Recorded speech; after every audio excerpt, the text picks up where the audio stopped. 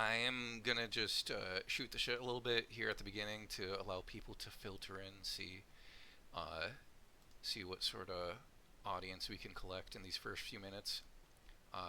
But to start off with, if this is your first time seeing me, talking to me, being on stream, welcome. I'm Ian. I'm a musician. I'm a writer. I have a deep and abiding love for the Silent Hill series, which is the whole reason we're here. Um, I started streaming back during the pandemic when I wasn't able to get out and actually perform, and I was mostly doing music performances on my stream.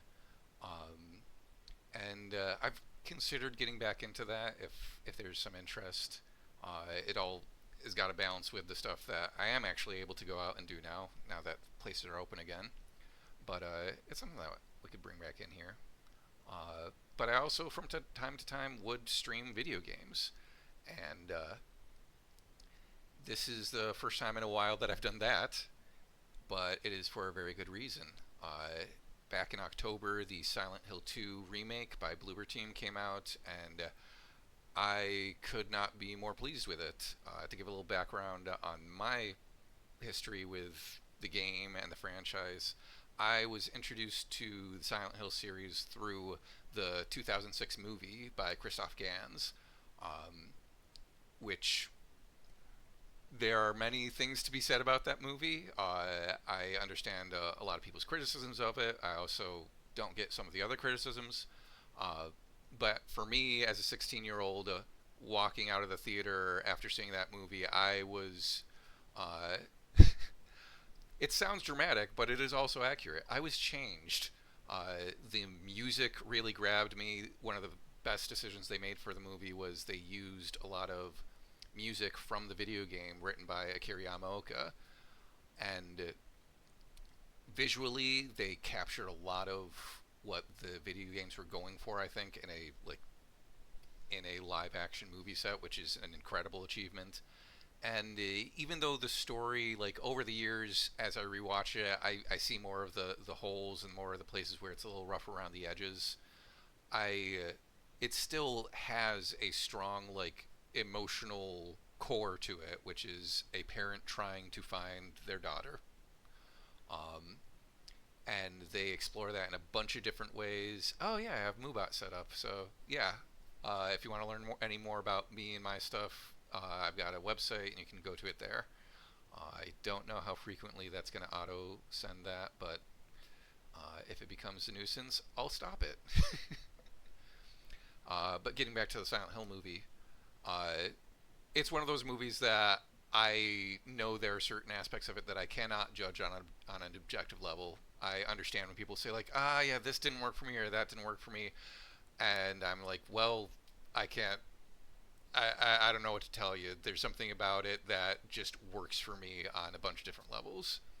But yeah, so I saw the movie in 2006. That same year, my brother got me the original Silent Hill 2, the PC port, for my birthday, and I loved that game. But to get a little bit into what we're going to be doing tonight, uh, part of the reason I have listed here underneath the video that this is going to be a full spoiler commentary.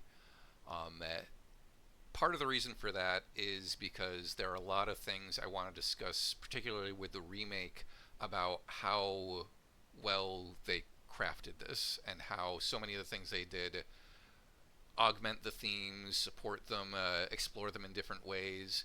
And there are some things that, if I want to dig deep into them in the moment, I'm gonna have to spoil certain things. And right at the beginning, I'm probably gonna spoil the biggest spoiler of the game. I'm not going to do that right now, but I'm giving you fair warning, and I will give you another warning before I give that big spoiler. Because if there's always something to be said about your first experience of something.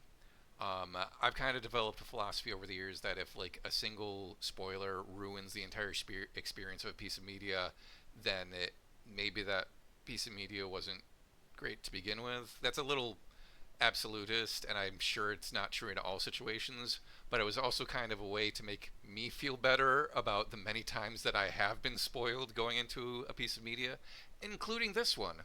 When I first played Silent Hill 2, I was about halfway through the game when I was just on a Silent Hill fan forum, and I stumbled into like a joke topic. Someone made a joke based on the major plot spoiler from this game, and immediately I was like, oh well, maybe it was just a joke, and like it was that way of kind of trying to trick my brain back into that state of not knowing, because it's like, now I feel like the whole experience is ruined. But I will say, even being spoiled, playing the game the first time and experiencing the story as it unfolded was still such a powerful experience, because it's just that good of a story. It's that good of a game, and I we'll probably get into this sort of discussion further down the line. There are a lot of criticisms of the original, a lot of criticisms of the remake, a lot of things to praise about the original, a lot of things to praise about the remake.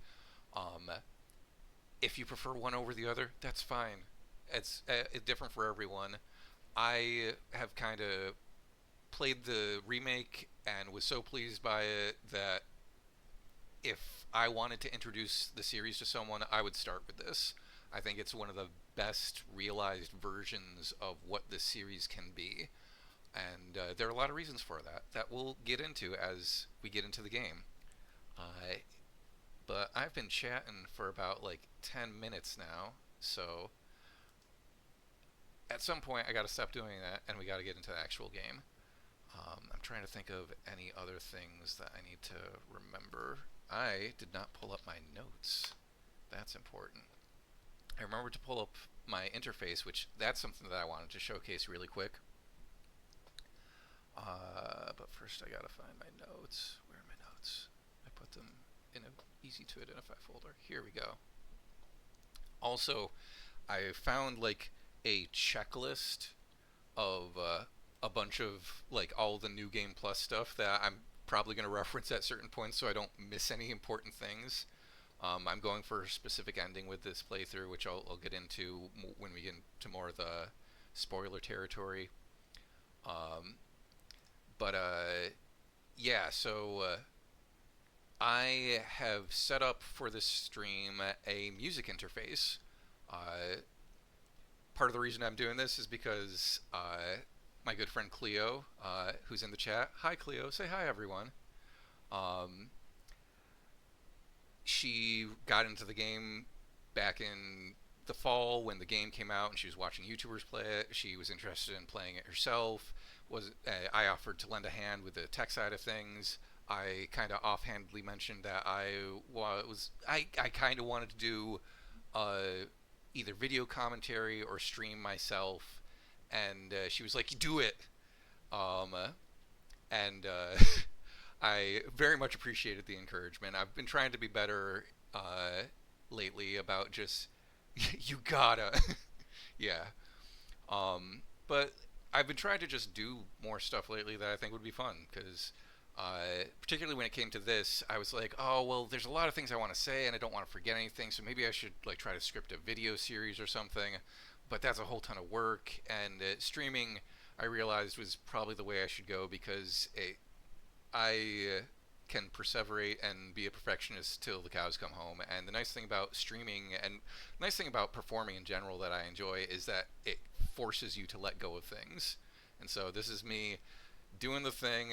I will probably forget things I wanted to say. I may misspeak. I may do a bunch of stuff that is imperfect, but we'll enjoy the imperfection, because I'll try not to philosophize too much until we get into the game. Then I'll philosophize a ton, because that's what this game is for. But where was I even talking? And it starts. But yeah, so Cleo encouraged me to do this, not just to have someone else to do it alongside, since she wanted to do her own video commentary, but also because she wanted me to talk about the music stuff. So I have set up this handy dandy little interface for demonstrating stuff on the piano, and let's see how this works. Yeah, so already it is showing. Uh, oh, there we go. We got the game. We got the game in the interface. Sweet, it's working. It's happening. Okay. It looks like I might need to adjust the window though. Hold on 1 second. If I just shift that down, there we go. Hold on. Pardon technical difficulties. Okay, there we go. Everything should be lined up correctly now. So yeah, there is a bunch of stuff I love about the music of this game. It genuinely shaped a lot of my own sensibilities as an artist because I really dig like creepy and melancholy and heightened emotion and horror and all that sort of stuff. Um, so I have this handy dandy MIDI keyboard set up so that when we have one of those moments where I want to talk more in depth about the music, I have a way to demonstrate that stuff. For example, if I'm like, oh, this song uses an A minor chord, I can play an A minor chord. Please tell me you heard that and it wasn't ear piercing. How does that sound to everybody?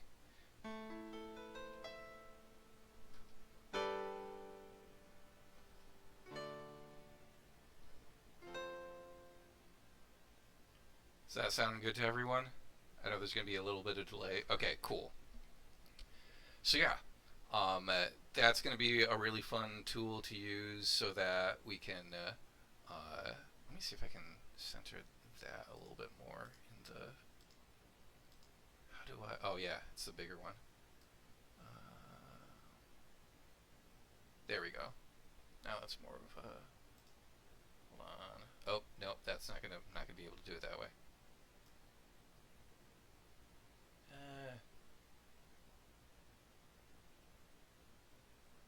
Yeah, that's fine. I think I might have had this bigger before, and that's why it gets the job done. I'll tweak it at a different time and not waste your the kind audience members' time. But yeah, so this will be for when I have specific things I want to talk about, and I can get into music theory stuff, and some of it honestly is very mathematical and can be very intuitive, but it's a lot easier to understand if I can just play it for you. So we'll have that for us.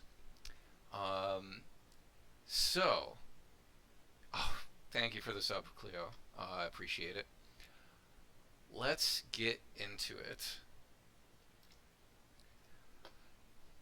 Right up front, we've got the content warnings. There is a lot of heavy stuff in this video game, so if there's anything in this list that you feel like you would rather not get into or isn't your cup of tea, that is totally understandable. I'll just read it off the screen. Warning, this game contains content and themes of domestic violence, emotional abuse, sexual assault, suicide, mental illness, child abuse, and other mature themes. And then it provides a link for if you find yourself experiencing negative reactions to these themes or if you need mental health resources, please visit the link below. I really appreciate having you here, but if at any point you feel like, hey, this has gotten a little too intense or this is really not what I was expecting, there are no hard feelings about leaving the stream. Um, but yeah, so let's get into it. For the people who have not played Silent Hill 2 before, and my controller doesn't seem to be progressing things forward. Give me 1 second. Maybe if I'm... Okay, now we got the controller. And we're on this very nice hotel room start screen that you get once you've beaten the game. Otherwise, you got a nasty looking bathroom. So it's nice to have this to kind of like chill and set the mood. This is a very disturbing, scary game, but like I'll try to keep things light in the chat. I don't know what I'm trying to say. Ian, just get on with it. So, this is the moment of truth. If you do not want to be spoiled about this game, this is your chance to leave the stream. Again, I think that the game is fully enjoyable even when you know the major plot twists and the full story. But I want to make sure I give you the opportunity to duck out if you're like, hey, this game does look really interesting. I kind of want to experience it for myself. So, major spoiler warning. I'm about to spoil everything from the biggest twist to other little things. Um, Other things, spoilers are going to come up throughout, but I will try not to front load with every single spoiler. Oh, because that would just be silly. So, give a minute or two. Uh, Everyone's still doing good. Everyone feeling good. Everyone having a good night. Everyone chilling. I've got that nervous performance jitters energy. And I cannot stop thinking about my hair. For some strange reason. Anyway, so Silent Hill 2 is the story of James Sunderland. Thanks, Kenny. Also, thank you for joining the stream, Kenny. Silent Hill 2 is the story of James Sunderland. And it starts off with him in a bathroom, he's clearly just wash his hands or his face or something, and he talks at the beginning of the game about how he has come to Silent Hill because he received a letter from his wife Mary that said she was waiting there for him. In the beginning monologue, he says that she died of that damn disease 3 years ago. The reality of the situation is that Mary died very recently, and James was actually the one to kill her. This is the big twist of the game, and the reason I'm talking about it up front is because there are things I want to talk about regarding that throughout the game, especially in the very opening scene where you see him essentially, like, I take it to be like he literally did the deed and went straight to Silent Hill, and we're seeing him like either on that same day or very shortly after. But in the opening scene, he looks like a guy who has just reckoned with something very terrible. And if you don't know the game, then you don't know that. You just see him like very disturbed, and then he has this kind of moment where he almost calms down. And Luke Roberts, the voice actor for James Sunderland in the remake, refers to that as like the moment of amnesia, psychogenic amnesia. I haven't looked deep into that term, but basically, James has a mental break, and from that point forward, he does not remember that he killed his wife, and it takes the whole game for him to finally face that truth. So yeah, that is the big spoiler. There are other things I'm going to be talking about, but that's the major one to get out of the way right at the beginning. With that in mind, I am actually going to change my lighting a little bit.